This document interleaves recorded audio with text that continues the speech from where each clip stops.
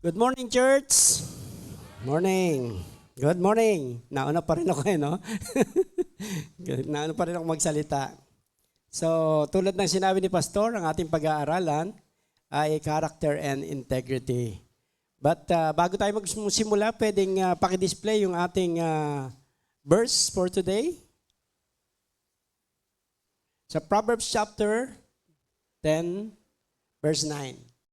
Sabi sa Proverbs chapter 10, verse 9, whoever walks in integrity walks securely. Yan. But whoever takes crooked path, ano sabi? Will be found out. Mauhulit, mauhuli, mabibisto at mabibisto. So, napakahalaga na tayo talaga yung lumalakad sa integrity. Let's bow our head. Unahan po natin sa panalangin. Lord, salamat po sa oras pong ito, Panginoon. Patuloy kami nagpapasakop sa iyo. Hayaan mo po, Panginoon, na ikaw ang patuloy mag-minister sa buhay ng bawat isa sa amin. And I ask the power of your Spirit na patuloy na, Lord, hawakan mo po ang buhay, ang puso, ang isipan ng bawat isa sa amin. Na sa oras na ito, Panginoon, ang iyong mensahe ay patuloy na maihatid, Panginoon, ng may kaliwanagan at kapangyarihan, Panginoon. At walang ibang makagagawa ng ganoong bagay, Panginoon, kundi ikaw lamang, sapagkat ikaw lamang po ang Diyos na may kakayanan ng lahat ng ito. Ako'y lingkod mo lamang, tagapagsalita o Diyos. Kaya't patuloy ako nagpapasakop sa iyo sa oras pong ito. Hayaan mo po, Panginoon, na ikaw ang siyang maging tagapagturo ng bawat isa po sa amin. Kaya't sa oras pong ito, sa iyong kupurihan, karangalan, sa pangalan ni Kristo Jesus. Amen and amen. So character and integrity. Unahin natin ang character. So ano ba yung character ng tao? Before God created them. Ano ba yung character natin? Sabi sa Genesis chapter 1 verse 26 to 27, sabi rito, then God said, let us make mankind in our image, in our likeness, so that they may rule over the fish and the sea and the birds in the sky, over the livestock and all the wild animals and over all creatures. So madalit sabi, tayong lahat ay nilikha ng Diyos according to His image, according to His likeness. So ang ating character ay pure. Amen? Holy. Because God is holy. We are created according, di ba, sa kanyang image and likeness. Innocent and designed for fellowship with God. That's our character. Righteous, loving, obedient. And higit sa lahat, He given us dominion over creation. So doon makikita natin, doon pa lang nandun na yung ating character before nung tayo ay likhain ng Diyos. Amen? Yan ang ating karakter. At ang maganda rito ay hindi lamang tayo binigyan ng ganong pag-uugali, but binigyan niya tayo ng kapangyarihan to have dominion over all He created. Diba ang ganda? Meron tayong kapangyarihan, kaya nga lahat ng animals ay lahat ng uri, sa dagat, sa himpapawid, maging sa lupa, ay ang nagmamando ay ang nilikha ng Diyos. Amen? Sa makikita nga natin dito, siya ang nagpangalan, di ba? Ang nagbigay ng pangalan. Ibig sabihin, may kakayanan din ng tao noong panahon na yon na makipag-usap sa animals. Agree kayo? Amen. Kasi hanggang ngayon natuturuan kahit wild animals, di ba? Hanggang ngayon nagkakaintindihan ng tao. So magitan ng iba na nga lang na lengguwahe. Pero noon, nung panahon na yon, talagang makikita mo yung kaliwanagan na sila'y nagkakaintindihan. Kaya nga kapag pinangalanan na ikaw ay ibong maya, lilipad na yon, ibong maya, masaya na siya. So sa madalit sabi, nagkakaintindihan noon. At binigay ng Diyos yung ganong pangunawa sa atin. But ang masakit, after the fall of humanity, natures become corrupted by sin. Yun na pumapasok yung panibagong karakter. So may dalawang uri ng karakter. Holy, pure, loving. Pero itong karakter, nung na-fall na ang mankind sa sin, nandun na pumasok na yung ating pagiging sinful nature. Nagkaroon na tayo, namatay na yung ating spirito at nagkaroon tayo ng spiritual dead.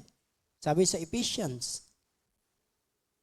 That's why kapag tayo ay wala sa presence ng Lord or hindi na natin napipil yung presence ng Lord, we are good as dead. Pansinin ninyo, pag hindi nyo na nararamdaman yung presensya ng Lord, parang ang layo-layo yan na, anong pakiramdam nyo? Di ba para tayong nangihina? Parang, Lord, parang ang laki na ng pagkukulang sa buhay ko na hindi mo maintindihan. Why? Isa lang ang dahilan. Nalalayo ko na sa presence ng Lord. At gano'n yung naramdaman ni Adan nung siya ay pinalayas na sa presence ng Lord nang dahil sa sin. So we are good as dead kapag yung spiritual natin, pagka yung presence ng Lord ay hindi na natin nararamdaman. We are sinful by nature. Mankind are self-centered. Naging self-centered na nang dahil sa pagbagsak ng tao sa kasalanan. Naging separated na tayo sa Diyos.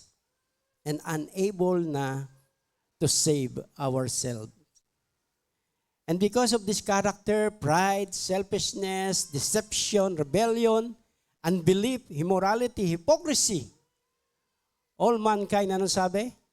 Going straight to where? Hell. Alam natin yon. And this character to ni Satanas, na ipinamana sa atin nung bumagsak na si Adan sa kasalanan. Ito ngayon yung karakter na nagmamaniobra sa bawat tao nung nawala na sa presensya ng Diyos. Nawalan na ng relasyon sa Diyos. Pansinin po natin, hindi ba kitang-kita naman yung pride sa bawat tao? Karakter ba ni Jesus yan? Karakter ba yan ng Diyos natin? No. Yung selfishness. Lahat to na binanggit ko, deception, rebellion, unbelief, immorality. Bakit? Si Satanas ba immoral? Yes. Nakita niyo yung falling angels, they called watchers. Di ba? Kaya nga nilipol ang sangkatauhan sa pamagitan ng baha. Tinira lamang si Noe nang dahil sa ang mga falling angels ay nakipagtalik. Yes, they are immoral. Hypocrisy. So ito yung ating mga nakikita ngayon. Hindi lamang sa ating sarili, maging sa iba. But we thank God dahil because of Jesus. Di ba? Every part of human nature natin pala affected ng sin. But praise God, the Almighty Father who loved the world so much. Amen, that He gave His begotten Son. Sino yon? Si Jesus. At sabi, whosoever believeth in Him shall not perish but have an everlasting love. And we thank God the Father dahil gano'n na lamang kanyang pag-ibig. And we thank Jesus kasi bakit? Dahil gano'n din ang kanyang pag-ibig, kaya sabi niya, Ama, I'm willing. Sino ang isusugo ko? Sabi ng Ama, here I am, send me. Hindi siya nagdalawang salita. Bakit? Kasi mahal niya tayo. At dahil sa pag-ibig ng Diyos, muli na naman tayong naibalik kay Kristo. The character of man after receiving Christ as Lord and Savior, anong nangyari? We are become again a new creation. 2 Corinthians 5:17. Ano sabi? Therefore, hello, konti lang nakakabisado nito. Alam nyo, dapat kabisado natin lahat ito. Kasi ito na yung identity natin eh. Dapat lahat tayo kabisado to. Therefore, if anyone is,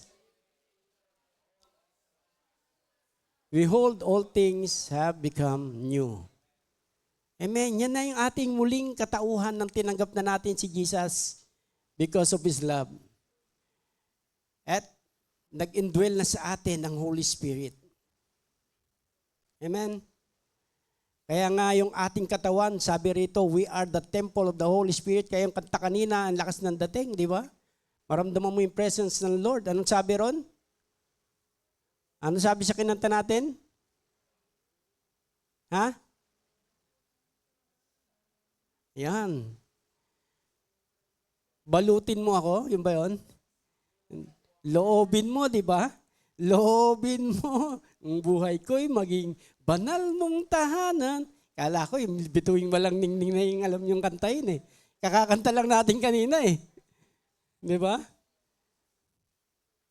Loobin mo, Panginoon, ang buhay kong ito'y maging banal mong tahanan.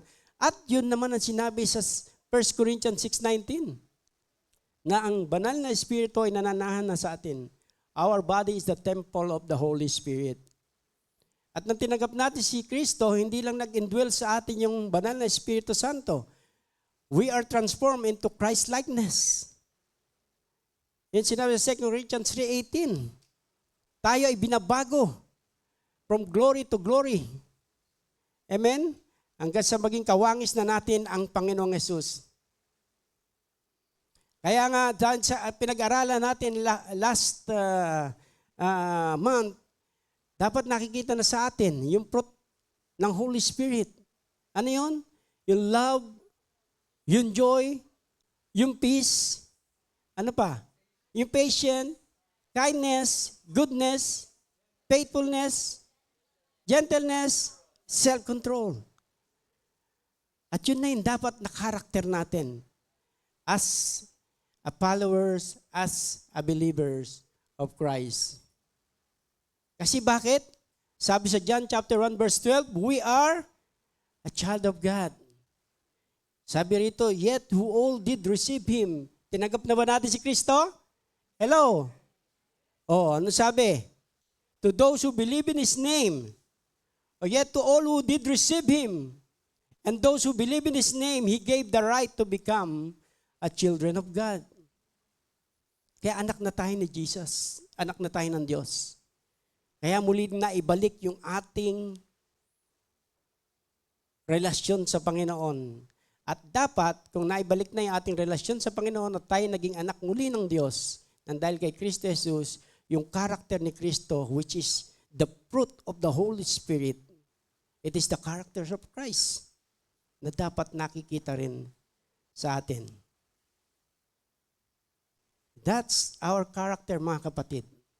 Kung babalikan natin, yun ang ating original na pag-uugali na muling ibinalik ni Kristo.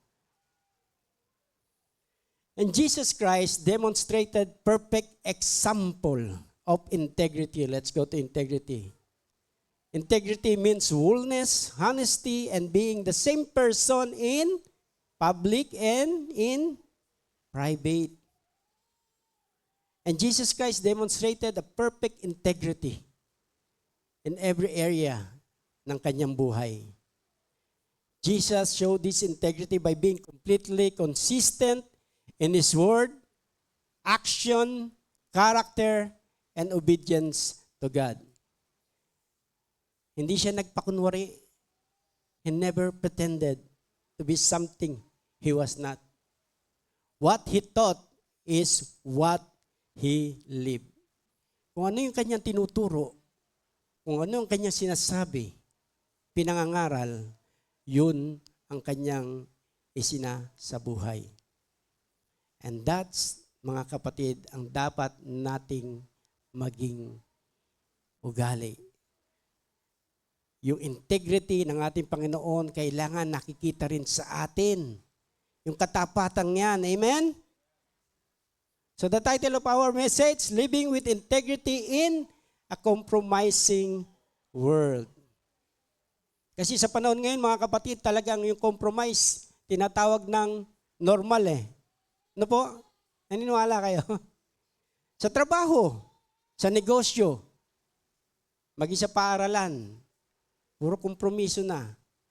Kahit sa politika, hindi ba? Nakita nyo naman. Kailan lang. Di ba? Na-compromise. So, ano balikan? At maging sa ilang simbahan, madalas marinig yung normal na lang yan. Di ba? Normal na lang yan. Ginagawa na yan ng lahat. Compromising. Word. Konting daya lang, okay na yan. Hindi naman sila masasaktan. Compromising pa rin, di ba? Wala naman nakakaalam, wala nakakita, tayo-tayo lang. Tayong dalawa lang, wala nakakaalam. Hindi kakalat yan. Compromising. Talagang lahat dito sa mundo, talagang binalot na ng kompromiso. At mas pinawiniwalaan na siya kesa sa katapatan. Kaya we as believers, as a followers of Jesus Christ, paano natin may papakita yung ating integridad? How can we show our integrity? Una, live what we preach. Second, remain truthful even when it costly. Be consistent in our commitment. Refuse to compromise with sin. And obey God completely. Yan po ang ating pag-aaralan. So number 1, live what we preach. Kung makikita natin, si Jesus never asked others to do kung ano yung hindi niya ginagawa. Lahat ng pinagagawa niya, lahat yung ginawa niya. He is a living example. Lahat ng kanyang ituturo perfectly naka-align doon sa kanyang aksyon. And this, as a believers of Christ, ito yung magandang testimony ng bawat isa sa atin. Kung paano tayo mamuhay, kung paano natin ipakita yung salita ng Diyos sa ating buhay. Sa John chapter 13 verse 15, sabi rito, I have set you an example. Si Jesus mismo ang nagsabi nito. That you should do as I have done for you. Binigyan niya tayo ng halimbawa upang ating tularan. At yun yung kanyang buhay.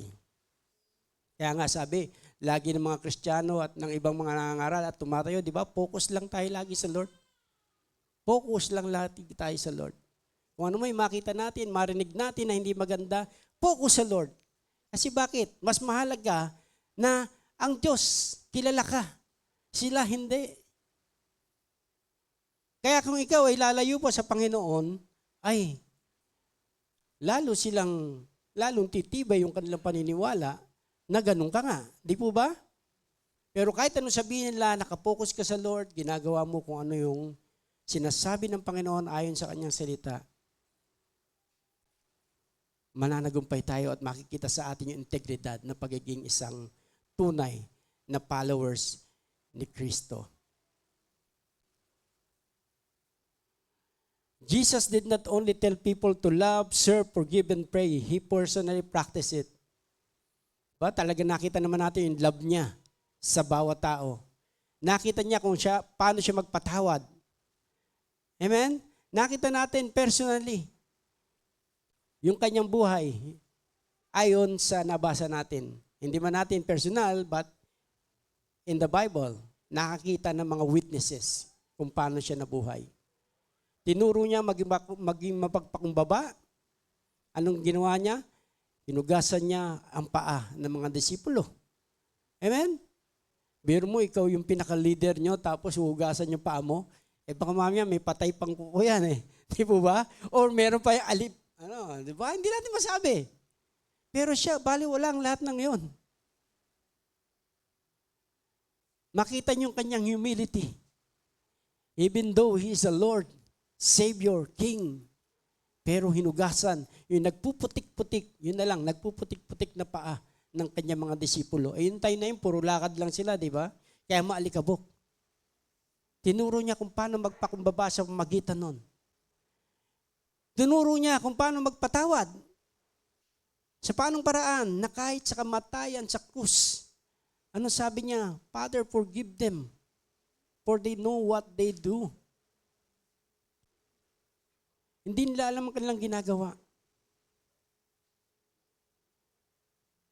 Nakita natin kahit sa kamatayan, nandun pa rin yung kanyang pagpapatawad. Tinuro niya tayo manalangin. Anong nakita natin sa kanyang buhay? Ayon sa nabasa natin, bago siya mag-umpisa mag-minister, nagpe-pray siya, ang aga niyang magising. Pagkatapos niyang, sa kanyang mga gawain, sa misyon, maghapong pagmimisyon, mananalangin uli siya. Lagi siyang nakikipag-usap sa Ama. So ito yung example na ibinigay ni Jesus na dapat nating lakaran. Because true integrity is when our light matches our message. Tama ba? True integrity is when our life matches our message. Kaya kahit mangaral ka ng mangaral, tapos ang gaganda ng ating mga sinasabi, pero sa buhay natin, iba yung nakikita. Ay maniniwala po ba sila? No. Because the loudest sermon people hear is the life we live. Yun yung pinaka matunog na sermon na maririnig ng tao kung paano tayo nabubuhay. Amen? Number 2, remain truthful even when it costly. Sabi sa John chapter 18 verse 37, Pilate therefore said to him, Are you a king? Are you a king then? Sabi ni Pilate. And Jesus answered, sabi niya, You say rightly, I am the king. For this cause I was born. For this cause I have come into the world that I should bear witness to the truth. Everyone who is of the truth hears my voice. Hindi siya natakot, mag-alinlangan, o natakot man na mamatay, o kung ano man yung time na yun, bigla siya suntukin dahil sa pagkiklaim niya na siya ang hari. Samantalang time na yun, ang nag-ahari ay ang Roman Empire. Pwede siyang papatay kagad, ora mismo dun sa kanyang kinatatayuan. Pero nakita natin dun, hindi siya natakot na maging ang kanyang buhay noong time na yun. O nag-alinlangan man na sabihin, yes, I am a king. Sabi niya, tama ka. Ako nga ang hari. Kung mababasa natin John chapter 6, dito pa lamang makikita niyo kung gaano ka-remain faithful si Jesus sa kanyang mga sinasabi. Kahit na iwanan siya ng mga disipulo. Sa John chapter 6, makikita natin doon, yung buong chapter na yan, kung babasahin natin, nandyan yung time na nagpakain siya. Gumawa siya ng himala, nagpakain siya ng libu-libong tao sa pamagitan lamang ng 5 tinapay at 2 isda. Napakain niya yun. And after that, na magsialis na yung mga tao, siya ay pumaroon sa ibang dako at yung kanyang mga alagad ay namangka. Kumbaga ay sumakay sa bangka. Siya naglakad lang. At nakita nila yung himala pa rin na ginawa ng Panginoon na si Kristo ay naglalakad sa dagat. Amen? So, dito, hindi pa rin nila naunawaan, sinabi ni Jesus. Di ba? Hindi pa rin nila naunawaan yung mga ginagawa ni Jesus. At nung sinabi ni Jesus na nangaral siya nung time na yan, nung nandun na siya sa kabilang dako, at kasama na yung mga alagad at iba pang mga alagad na naglakad din, ay nagkita-kita sila roon, hinahanap nila si Jesus. Sabi, nandiyan ka lang pala, sabing ganun. Ang tagal ka naming hinahanap. Ang sabi ni Jesus, kaya lang niyo ko hinahanap dahil kayo ay nabusog, kayo ay nakakakain. Dahil sa kanyang pangangaral nung time na yon, nung sinabi na siya ang tinapay ng buhay, sabing ganon, na ang kahit kailan ang sinumang kumain ng tinapay na yun ay hindi na muling magugutom. At sabi niya sa kanyang pangangaral, ang tinapay na yan ay ang aking katawan, kanin ninyo. At dahil doon, sa pangangaral na yun at sinabi rin niya na siya, yung tinapay na nagbibigay buhay, na nagbula sa langit na ipinadala ng Ama. At walang nakakita sa Ama kundi yun lamang nanggaling sa Ama. At nung inari niya nga na siya yung tinapay na nagbibigay buhay at kailangan kainin yung katawan, pagsagutan na o nagbulong-bulungan na yung iba niyang mga alagad. At ang sabi, napakabigat naman ang sinasabi ng Panginoong Yesus na ito. Ng Diyos, ng taong ito. Hindi pa Panginoon, ng taong ito. Sabing gano'n. Sino makakatanggap ng kanyang pangangaral? At dahil sa mabigat niyang sinabing yun, alam niyo, ang daming nagsitalikod ng mga alagad. Sa kabila na nakita yung miracle. Sa kabila na nakita nila kung paano sila ipinid ng ganun lamang ng ilang pirasong tinapay at isda. Pero dahil lang sa pangangaral na yon, hindi nagpatinag si Jesus na kahit na kayo magsialis, basta't ako mananatiling totohanan sa aking mga ipinangangaral. Kahit na ito pa ay may mabigat na kabayaran. So ano naging kabayaran noong time na yon? Nag-alisan yung maraming alagad. Kaya nga sinabihan niya yung 12 . Sabi niya, kayo, baka gusto nyo ring sama na sa kanila. Pero walang tumalikod. Sabi ni Pedro, saan kami pupunta? Alam namin ikaw ang Kristo, anak ng kataas-taasang Diyos. Praise God, yung 12, maliban sa isa na yon, na, ano sabi, nag-traitor. At sinabi rin ni Jesus yun, kayo malinis na nung inugasan niya mga paa, pero hindi lahat. Ikaw ay malinis niya, sabi kay Peter, pero hindi lahat. Ibig sabihin, mayroon talagang isa na niliban niya na magte-traitor sa kanya. Nakita niyo yun? Hindi siya tawag dito, nag-aalinlangan na ipangaral ang katotohanan ng kanyang salita. Kahit na layuan siya ng kanyang mga alagad, kahit nakapalit ng kanyang buhay. Hindi nagbago yung kanyang pangangaral. Tayo, mga kapatid, kapag tayo ba ay naharap sa makukompromise tayo pagdating sa trabaho. Lalo na kung magkukos ito ng promotion mo o pagtanggal ng yung promotion dahil hindi ka nakikisama sa nightlife ng inyong mga boss. Susurrender ka na? Or yung sabihin na alam mo yung katotohanan, alam mo yung pinaglalaban mo na tama at mali, pero sumurrender ka. Yung pananampalataya, yung paniniwala sa katotohanan ay tinalukuran mo. Dahil takot kang makulong. Alam nyo, ang hirap kapag nandun ka na sa sitwasyon.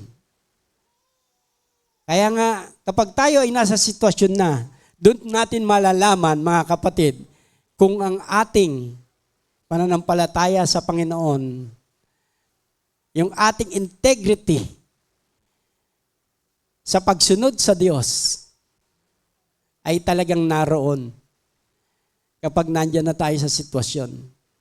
Kaya yung palamang promotion, yung palamang baka makulong ka, yung palamang na baka matanggal ka sa trabaho dahil hindi ka nakikisama, pagkaisahan ka, ay sumusuko na tayo. Ay, hello, questionable yung ating pagiging followers, believers ni Kristo. Tama ba? Mali? Hello? Hello? Hello? Kasi wala akong narinig eh. Baka mamaya nakatingin kayo sa akin tapos yung ating mga diwa ay nandoon na sa kama at nagpapa-aircon na. Nauna na, no? So a person of integrity values truth more than approval. Dapat ganito tayo. Dapat binabalyos natin yung katotohanan ng salita ng Diyos rather than doon sa mga, di ba, approval ng tao. Eh ano, kung mawala yung promotion ko na yan, ang dami pa naman pagkakataon, ang daming kumpanya, ang daming pwede pang opportunity na bubuksan ng Panginoon sa akin.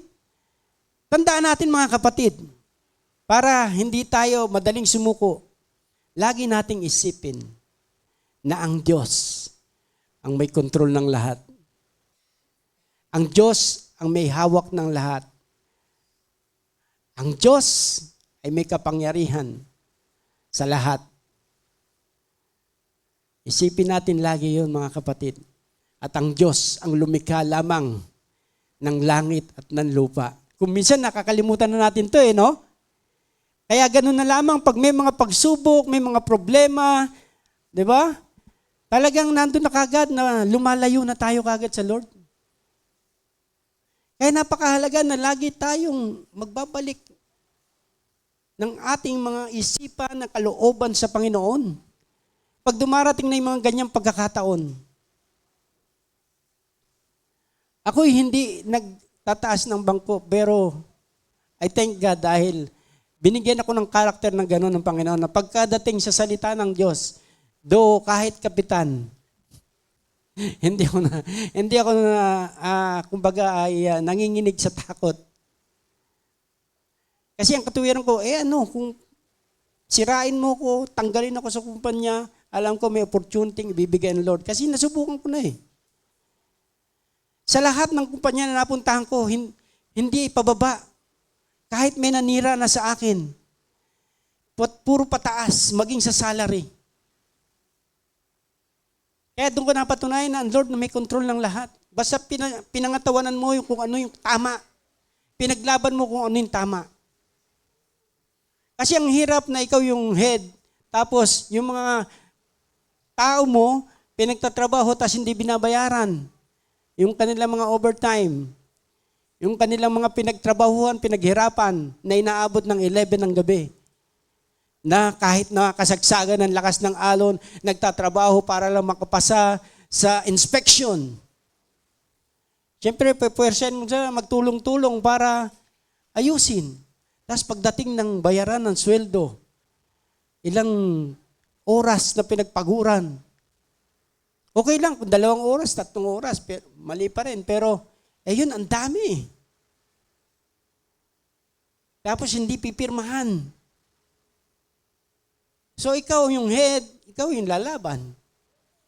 Even it will cost your position, your job na matanggal.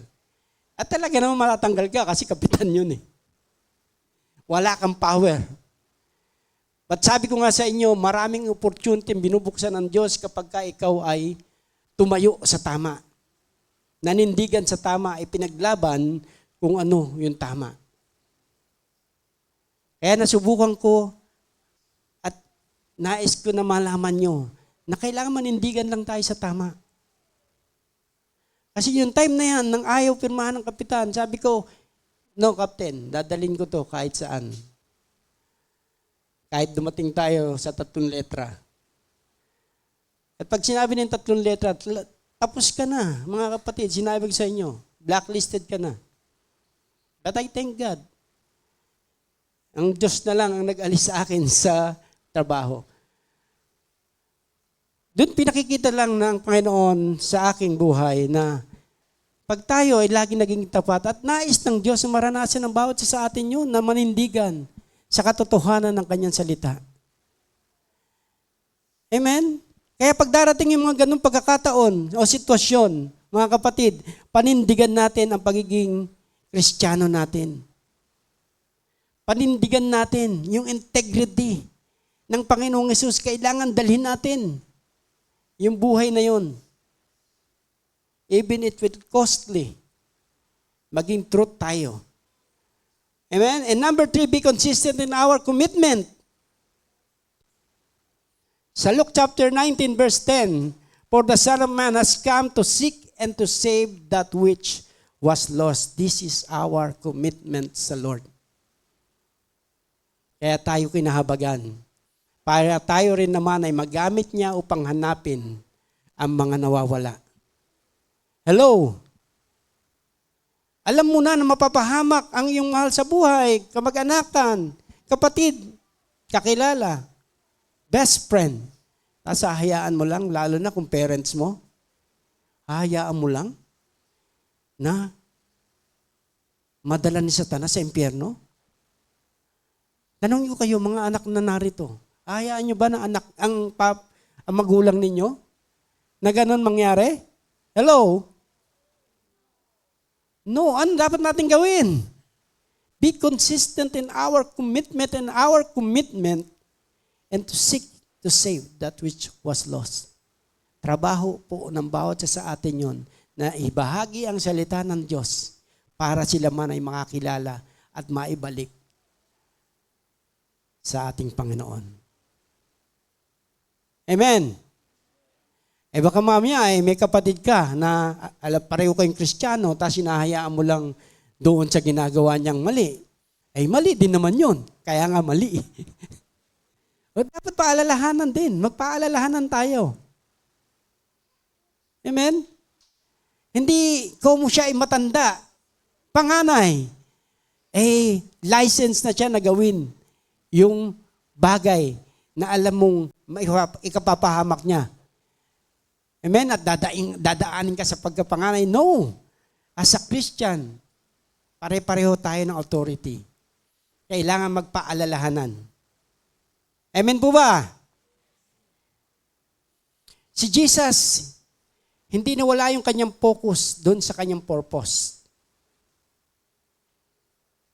Focus siya sa purpose ng Ama, sa mission na inilagay ng Ama sa kanyang buhay. At yung mission na yun ay walang mapahamak kahit isa. And now that Jesus is in the right throne of the Father God in heaven, we as a Christian na nakakilala sa Kanya, yun ang ating mission ngayon. Amen? Ang mahirap kasi, maraming Kristiyano, kapag naligtas na, okay na. Wala nang pakialam sa iba. Hanggang ngayon, meron pa mga ganyang Kristiyano. Bahala ka, ayaw makinig. Sinabihan ka, ayaw makinig. Kas ulo mo. Wala ka buhay mo. Di ba ganon? Ganon pa rin ba tayo? Na kapag merong kang pinangangaralan tapos binastos ka pa or ang sama pa ng timplada ay galit tayo? Hello, pagka ganon, hindi pa. Nasaan yung ating love, nasaan natin yung compassion. Kasi pag nandun yung compassion, nandun yung love natin, hindi mo mararamdaman yon. Maaawa ka pa. Kapag naramdaman mo yung awa, sa kabila ng ganung ginawa niya sa harap-harapan sa iyo, sa kabila ng pagngangaral mo o pagbabahagi mo ng salita ng Diyos, ganun ang response niya, maaawa ka pa. Instead na magalit.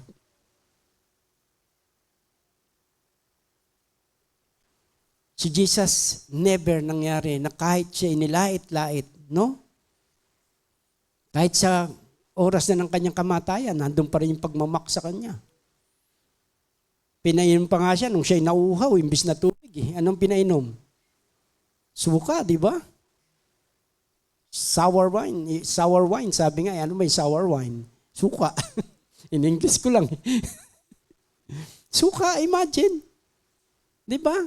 Grabing pangbabastos at panlalait sa ating Diyos. Na kahit sa oras na ng kamatayan, tayo hindi pa natin nararanasan yun. Sumusurrender na kagad tayo. Yung kapatid natin, sinigawan lang tayo. Huwag mo nga akong mapangaralan, huwag mo nga akong share-sharean yan. Bahala ka sa buhay mo. Magtinda ka na lang ng luya, kakahaleluya mo. May mga ganong kapatid. But, sabi nga, huwag tayong titigil mga kapatid. Pray. Napaka-importante ng prayer. Si Jesus, nananatiling faithful sa prayer. Dapat tayo naman maging ganon. At napakahalaga ng prayer sa ating pagmimisyon. Hello. Maraming Kristiyano magaling magsimula, pero hindi nakakatapos o hindi natatapos. Kapag may naramdaman na kakaiba sa kanyang damdamin, ay nagbabago na rin o nagbago yung kanyang damdamin, nagbabago na rin yung timplada ng paglilingkod. Maraming ganyan. And praise God, dito sa mensaheng ito, alam ko patuloy tayong pinagliliwanagan ng Panginoon. Amen? Kasi hindi nais ng Diyos na manatili tayo sa ganito. Lalo na this time, na talagang sabi nga ni Prophet Sadu, yung kanyang hinihintay na lamang na tanda ay yung magawa yung third temple. Kapag nagawa na yung third temple, the Antichrist. Pag nagsimula na silang sumamba sa third temple, nagsimulan na silang magkaisa sa third temple na yon, ng mga relihiyon, yun na ang palatandaan ng pagbabalik ng Lord. At alam naman natin, lagi tayo nanonood ng YouTube. Hello? Alam natin na nakaprepare na lahat ng gagamitin sa pagtatayo ng third temple. Amen? Nandyan na yung sinasabing ihahandog na hayop na pure. Yung red, ano na yan?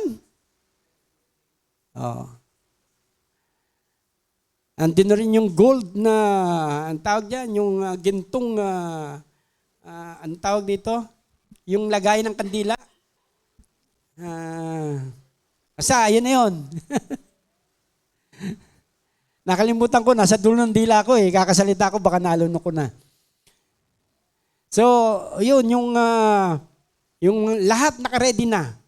Lahat ng materials naka-ready na. So kapag ginawa yan, ay huwag kayong magtaka. Hindi aabutin yan ng ilang buwan. Pag nagawa yan, kahit gaano kalaki yan. Yung nga matatandaan nyo nung COVID nakita nyo yung tinayo ng China? Wala pa isang buwan nakapagtayo ng ospital? Doon kayo magtaka. Building, hospital wala pa isang buwan na itayo. Yung pa kaya lahat naka-ready na yung gamit sa high technology na ngayon? Kayang-kaya yan. Saglit lang. Baka maubusan tayo ng oras, mga kapatid. Kaya nga sabi ko nga, hindi tayo dapat manatiling ganito. Kilos. Kung ano yung nasimulan natin, gawin natin muli. Hindi dapat tayo na makaramdam na ng pagkapagod. Dumarating pero nandyan ang banal na Espiritu ng Lord sa bawat isa na ibinigay ng Diyos. Nakatuwang natin, katulong natin. Kaya nga ibinigay ang banal na Espiritu, siyang may kapangyarihan, na mas makapangyarihan para makatulong sa atin. Galatians chapter 6 verse 9, and let us not go weary while doing good, for in due season we shall reap if we do not lose heart. Kaya nga sabi, huwag tayong mapagod dahil mayroon tayong gantimpalang naghihintay kung hindi tayo susuko. People of integrity finish what God calls them to do. Tinatapos ng mga ng mga taong may tunay na pananampalataya sa Diyos, taong may integridad, na tapusin kung ano yung pinagagawa ng Lord, ng Diyos sa kanyang buhay. And number 4, refuse to compromise with sin. Alam natin, laganap na ang tukso. Amen? Laganap na ang tukso sa mundong ito. Sobra na. Kahit sa Facebook, kahit na nag-i-scroll ka lang, biglang may magpa-pop up ng mga kalaswaan. Grabe. And even doon sa mga short AI drama, makikita nyo dyan. Anong mga pinakikita? Puro sorcery, di ba? Puro mga magic na hinahaluan ng konting drama. Lahat ina-expose na. Sobra na ang kasamaan, even yung sin na yan, na kung saan ang dami na. Bigla na lang magpa-pop up, mainis ka na lang, bigla magpa-pop up yung mga sugal. Iba't ibang klase. No? Magugulat ka na lang, kala mo okay lang i-share. Pero pag share mo, parang puro, alam mo yun? Biglang may lalabas na commercial na sugal about gambling. So grabe na.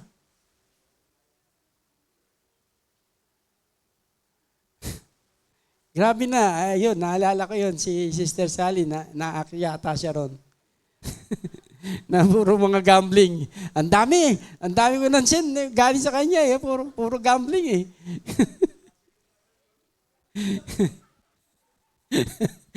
Kaya makita nyo talagang laganap na. Kahit hindi mo gusto na makita o mapindot, nagkukusa eh. Di po ba? Sabi rito sa Matthew chapter 4 verse 3 to 11. Basahin natin ha. Mahaba ito. Pwedeng pakibasa? 1, 2, 3, blow.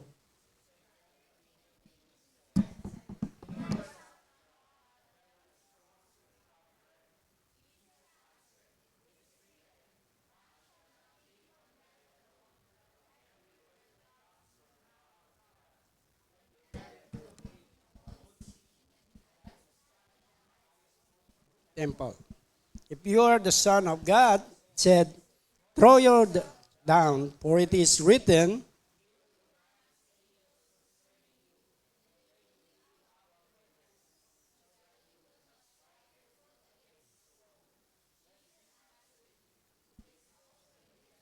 do not put the Lord your God to the test. Again,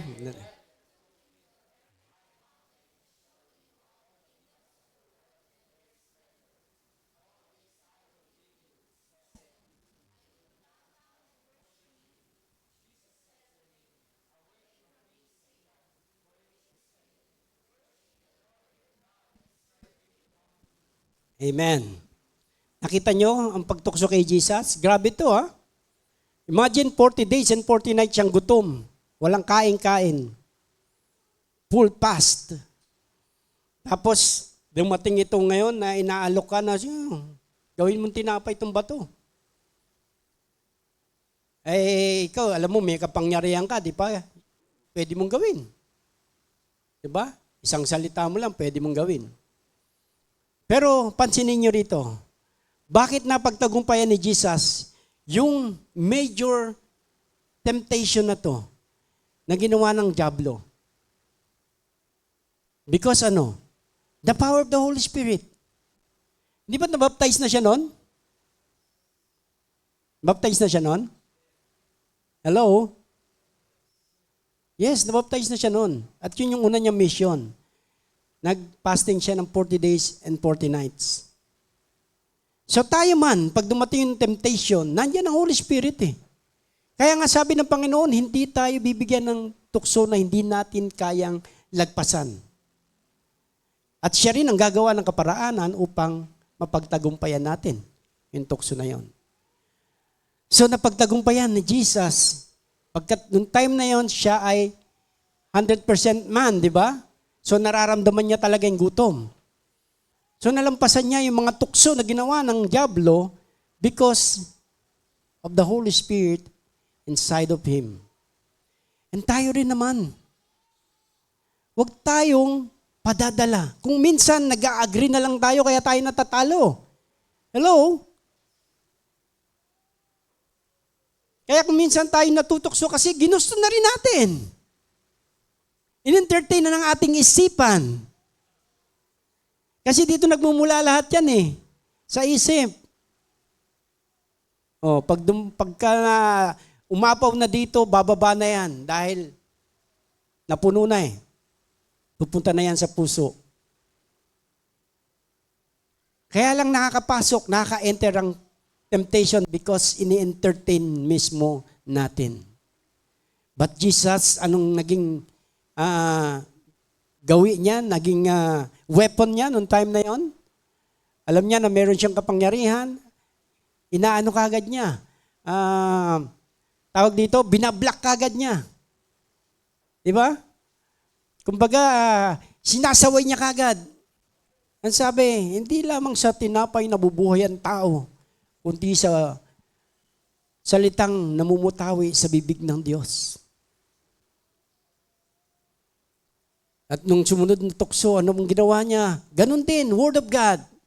Pero tandaan natin to, si Satanas man marunong gumamit ng salita ng Diyos. Kasi galing siya ron. Alam niya ang lahat ng kaparaanan paano pabagsakin ang tao. Kaya nga kung minsan nadadapa tayo, minsan natutokso, minsan talagang bibigay. Pero sabi ng Panginoon, tayo, lakad, focus, finish the race. Kasi ganun lang naman yun. Para mapagtagumpay natin ang lahat. Refuse natin yung sin. Huwag tayong mag-compromise sa sin. Maliit man yan. Kung ikaw ay nasa government, tatanggap ka, ito, 1,000. Okay na yan. Diba? Ngayon, tignan nyo, pansinin nyo lahat ng sangay ng gobyerno. Hindi ka makakilos. Ang hirap lumakad kapag ka walang walang padulas. Hindi dudulas ang papel mo kung walang padulas.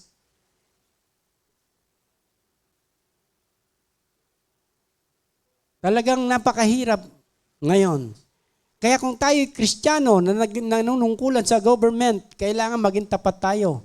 Tayo man lang mga Kristiyano makakitaan ng integridad sa ating pananampalataya. Amen? So, yung mga sa online, kung sino may mga nasa government, so matuto tayong tumindig sa katotohanan ng salita ng Diyos. Layuan natin. Huwag natin tanggapin na tayo ma-compromise sa kasalanan, maliit man yan, dahil kasalanan pa rin. Hello? Tulad ni Jesus, na pagtagumpayan niya yung lahat ng temptation na yon sa wilderness. Dahil mas inisip niya na mas ma-please ang Ama sa Kanya. Dahil yun ang makikapagbigay sa Kanya ng satisfaction. Dapat ganun din tayo. Na tayo ay nasa-satisfy pag tayo ay nakakasunod sa kalooban ng ating Ama sa langit. Hello? Kaya nga, yung integrity, nare-reveal yan, mga kapatid, when we face pressure and temptation. Yung katapatan na yan, marireveal yan. Kapag nandyan na yung pressure, nandyan na yung tukso.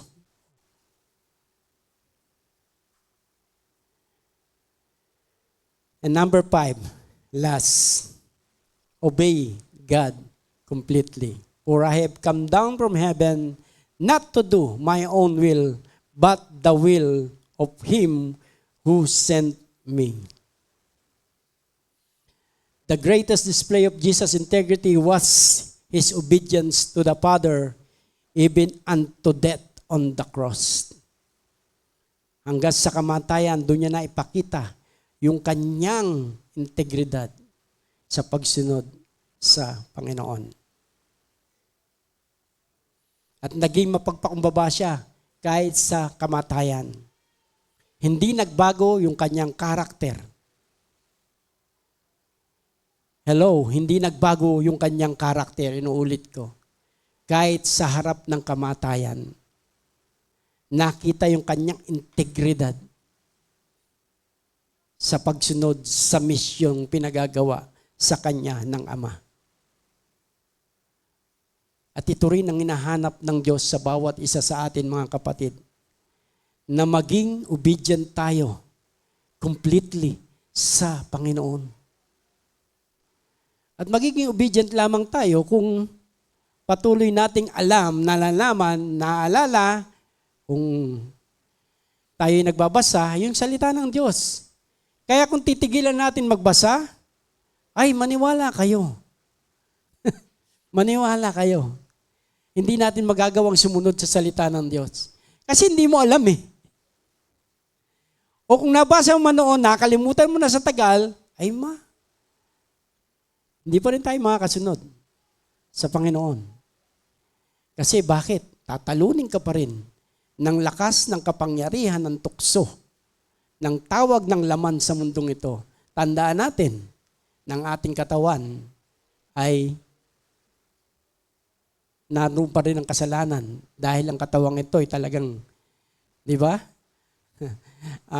Kumbaga, exposed tayo sa karumihan at kasalanan ng mundong ito. Kaya habang tayo narito, kung wala ang tunay mong katatagan sa salita ng Diyos o katapatan sa salita ng Diyos, mga kapatid, babagsak at babagsak tayo. Magkakamali at magkakamali tayo. Pero sabi nga ng Panginoon, 7 times ka man o 7 times 7, bangon. Lapit pa rin sa Panginoon. Doon pumapasok yung habang buhay may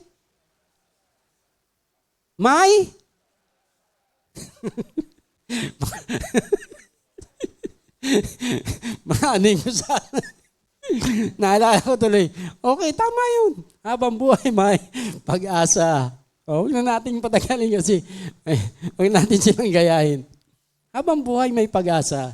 Doon pumapasok talaga yung salitang yun. Na habang buhay may pag-asa. Pero kapag wala na tayo at nakalimutan natin lumapit sa Panginoon, ay hello.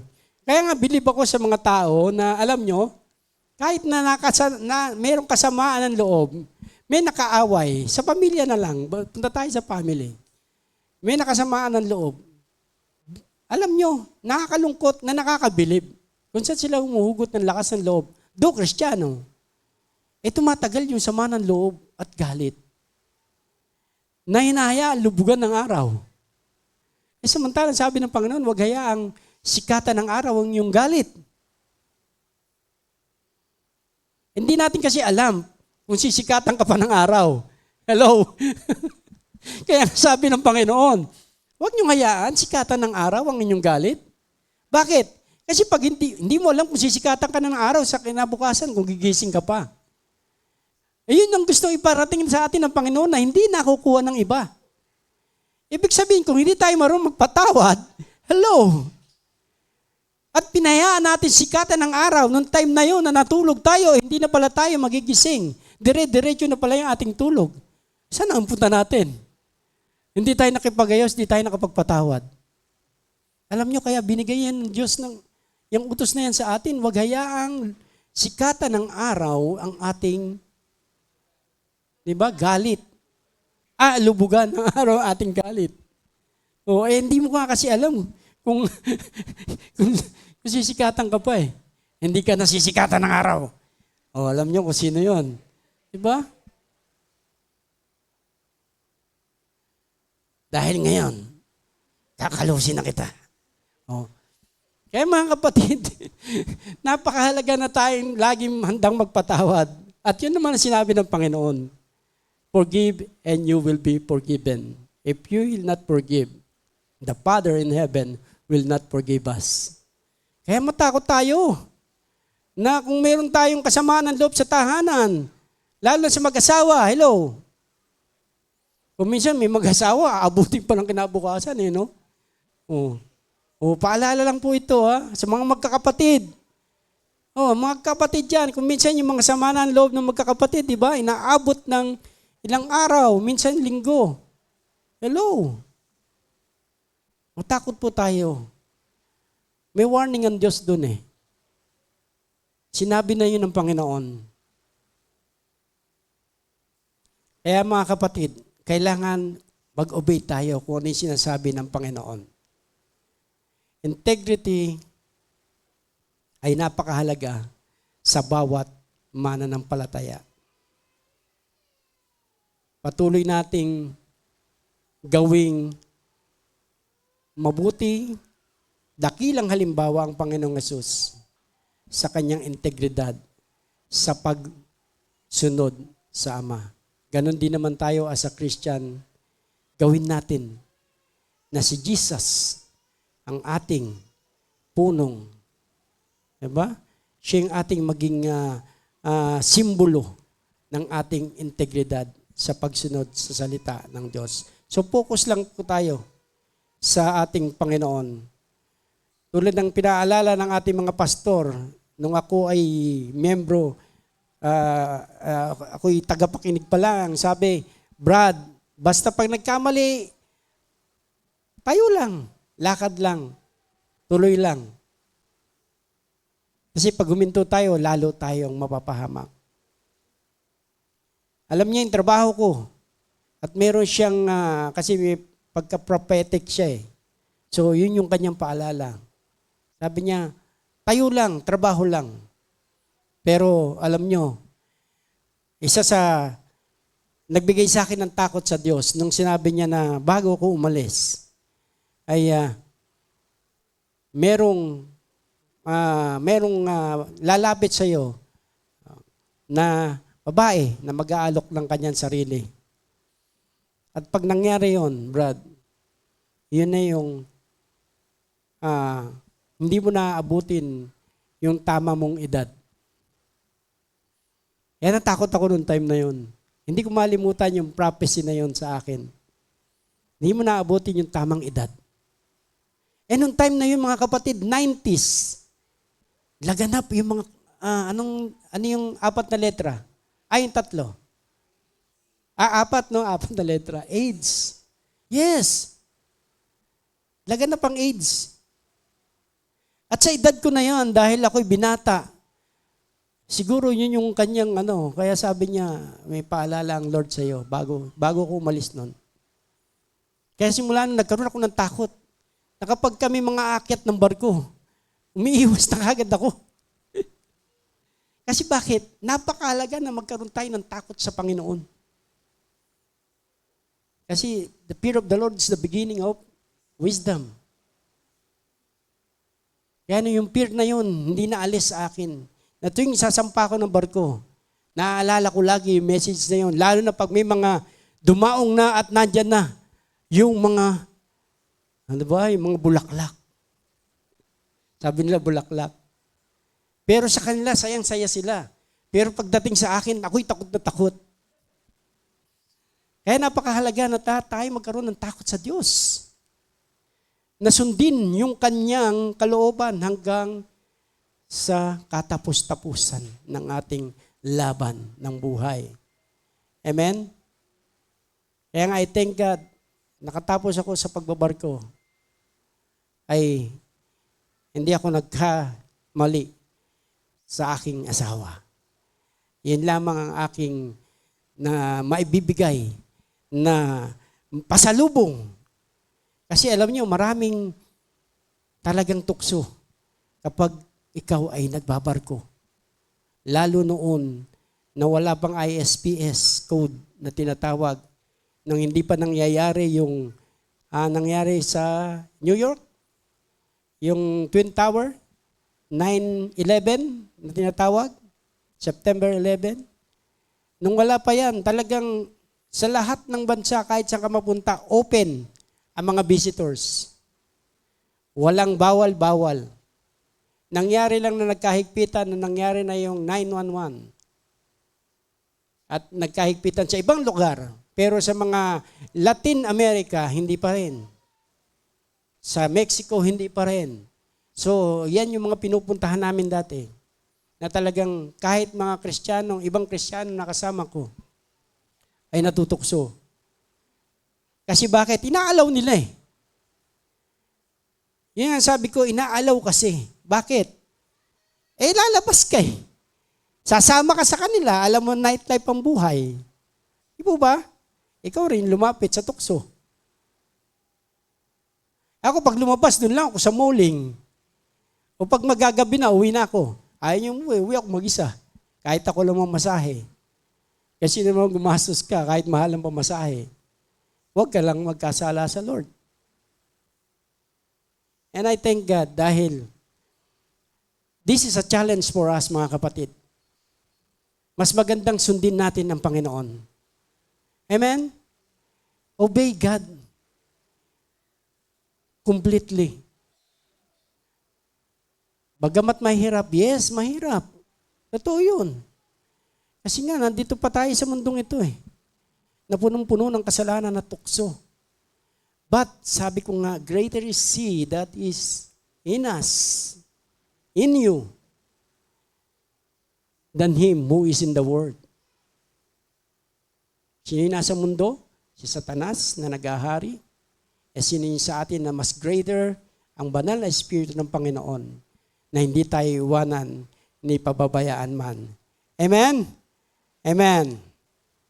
In conclusion, integrity is not perfection. It is a life that is fully surrendered to God and consistent with His truth. Just as Jesus demonstrated. Kaya napakahalaga mga kapatid na yung ating character, yung ating integrity sa misyon na pinagagawa ng Diyos sa atin ay patuloy nating gawin hanggang sa katapos-tapusan ng ating hininga. Amen? So let's bow our head. Lord, we thank you. We praise you, Jesus. Maraming pong salamat, O Lord. Salamat sa mensaheng pong ito, Panginoon, sa bawat isa sa amin, na bawat isa, O Lord, sa amin ay tunay na nagkaroon ng kaliwanagan, O Diyos. Nawa, Panginoon, ang salita mong ito ay hindi magtapos dito lamang, O Diyos. Kundi bagkus, Lord, selyuhan mo po ito ng iyong banal na dugo sa puso, sa isipan ng bawat isa, Panginoon. As we go on, Panginoon, at as we go other places, O Lord, patuloy ang salita mo pong ito na aming natutunan ay manatili sa amin. Lord, tulungan mo po, Panginoon, na ang mensaheng pong ito ay lumago at mamunga sa aming mga buhay. Tunay, Panginoon, wala kami magagawa laban sa kapangyarihan ng kasalanan ng mundong ito, O Diyos. Ngunit, higit kang makapangyarihan, O Diyos, na sumasa amin. Kaya't naniniwala ko, Panginoon, ng bawat isang naritong mga anak ay patuloy na mananagumpay sapagkat ikaw na rin ang nagsabi, Panginoon, na kami iniingatan mo kung kaya't walang mapapahamak sa amin kahit isa. Salamat po na marami, O Diyos. Patuloy na ibinabalik namin sa iyo mataas na papurit pasasalamat sa iyong kabutihan at pagpapalang binigay sa amin sa magitan ng iyong salita. Sa pangalan ni Kristo Jesus, ang lahat ay magsabi ng Amen.